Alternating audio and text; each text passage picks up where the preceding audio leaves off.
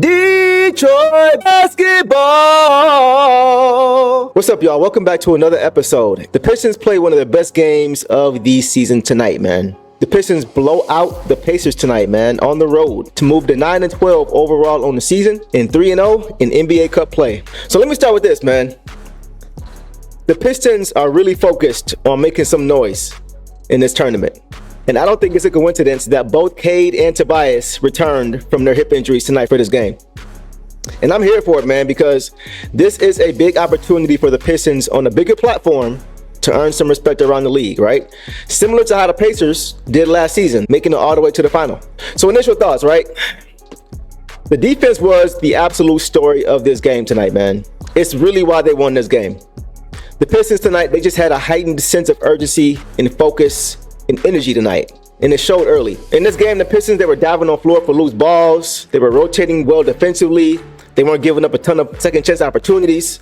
They were just locked in. And they also made the Pacers very uncomfortable, man. Everything tonight, for the most part, was difficult for the Pacers. And like I always talk about, the Pistons set a tone early in this game as to how the game is going to be played. The key now for the Pistons going forward is to consistently bring that type of mentality every single night, right? Just building a consistent model for themselves as to how they want to approach basketball games mentally and really just building an identity. I want to give a shout out to Coach Bickerstaff too.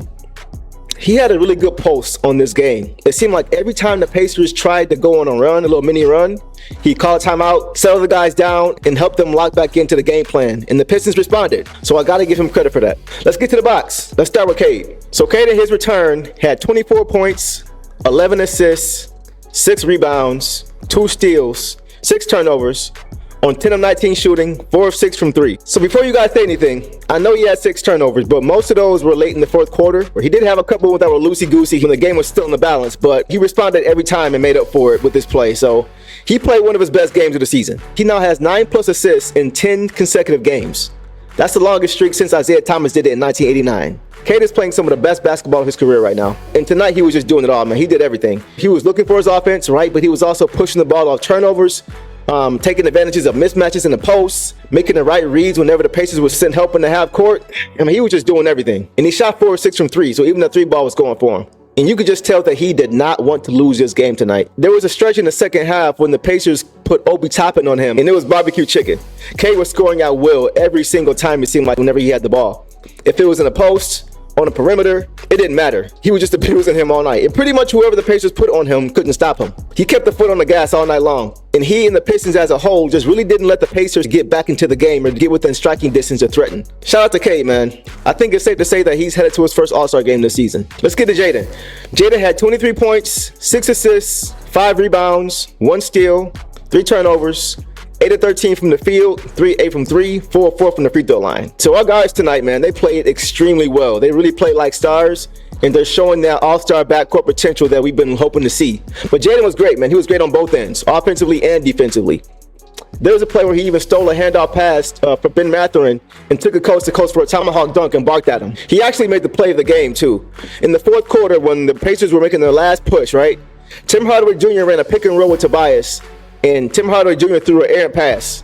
And Jaden chased it down. He streaked and chased it down, retrieved it, and then found Tobias in the corner for open 3 and knocked it down, putting the Pistons back up 15. So that was really a momentum killer for the Pacers as they were trying to make their last push to get back into the game. So great game from Jaden, man. He really looked comfortable in his offense. He knocked down all 4 of his free throws. We've talked about that, right? Just need to see that improve. He knocked them all down. And I'm sure having K back on the court really made things easier for him. They take pressure off each other offensively, and that was evident tonight. So our backcourt played extremely well. Was very, very happy to see that, and I'm looking forward to seeing them continue to get better and better as a duo as the season progresses. Jalen Duren played very, very well tonight, man. He had a double-double again with 14 points, 12 rebounds, 2 assists, 4 blocks, 1 turnover on 5 of 8, 4 of 7 from the free throw line. So JD is getting better and better, right? We've seen with a few guys now how they've struggled early in the season, but as it continues to progress, they're showing more and more growth, right? We saw with Tim Hardaway Jr., he struggled early and now he's playing much better. We saw with Cade, he was struggling with his turnovers early,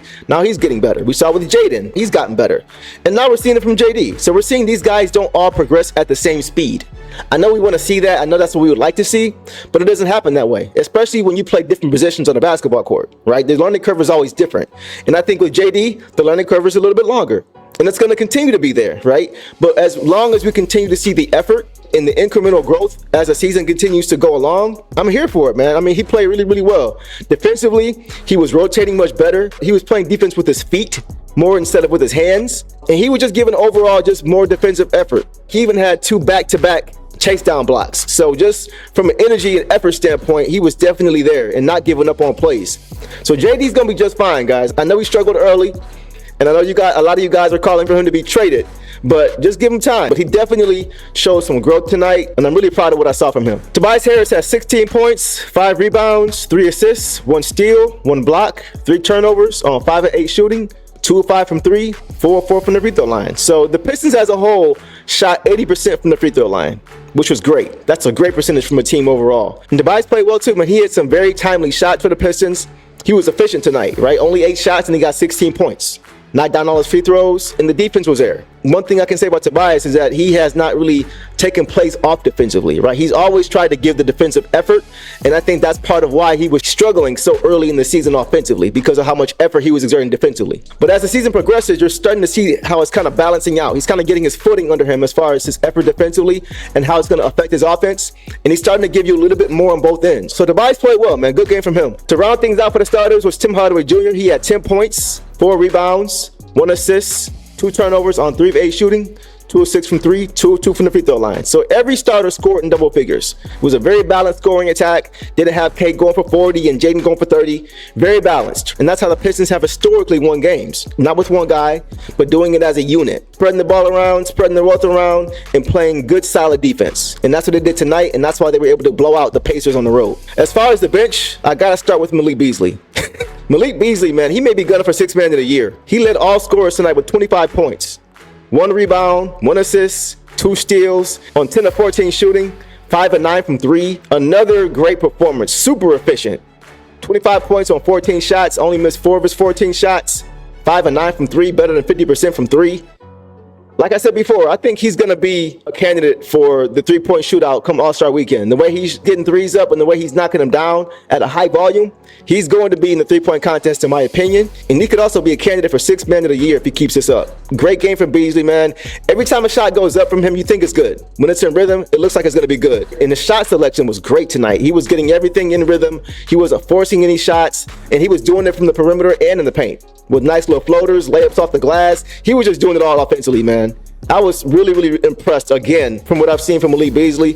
The Pistons have to make sure that he stays here long term because of what it brings on the court and off the court, right? He brings spacing on the court. He can give you scoring, but also off the floor. Just the confidence that he instills in these guys and the maturity that he brings to this young team cannot be overstated. So Bees, shout out to you, bro. Other than Bees, we didn't really get much from our bench, but we didn't need it with his 25 points. Holland gave us 6 points. Asar gave us 5 points. Fontecchio gave us 5 points. Stu gave us 2 points and a bunch of physicality and tone setting. So it was just a good overall team win tonight, right? From start to finish. And I love the defensive intensity that the Pistons brought as a team. It was great to see that. The Pistons also out-rebounded the Pacers 44-32.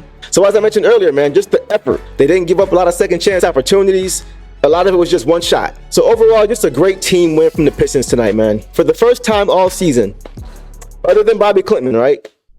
The Pistons were finally at full strength tonight, and I think we're starting to get glimpses of just how good this team can be when they're at full strength. So the Pistons are now 3-0 in cup play, and they have a real shot here now to represent their group, which is Group B, to make it to the knockout bracket. If they're able to beat the Milwaukee Bucks in their final game of pool play on December 3rd, they'll not only make it to the knockout round, but they'll host that game at Little Caesars Arena. Not to get too far ahead of ourselves, right? But that will be a big accomplishment for this team, man. It's not a playoff home game, but it's the first step in the right direction as far as playing meaningful basketball. And fans will show up and show out in a major way for that.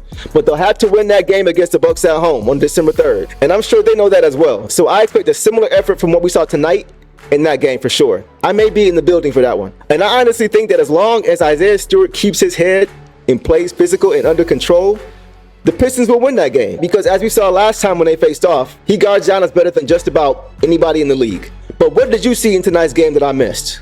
Let me know down below and let's talk about it. Appreciate you hanging with your boy. And as always, Detroit versus everybody. Peace. Better than MTV and Y2K. You don't wanna see, but that Y2K. Breaking records set by Michael J. Bringing glory days back to the future, Michael J. He's way ahead every time, he's got a plan, yeah. Led off by none other than his brother Cannon. And this is more than a game, it's a passion. While they sleep, we working, cause I'm action. Jay, then I'll be on the way and get that Puerto ride. Electrifying through the air, a Detroit shot. And it doesn't really matter if you love him, like him, hate him. That boy is poison. It's in his DNA.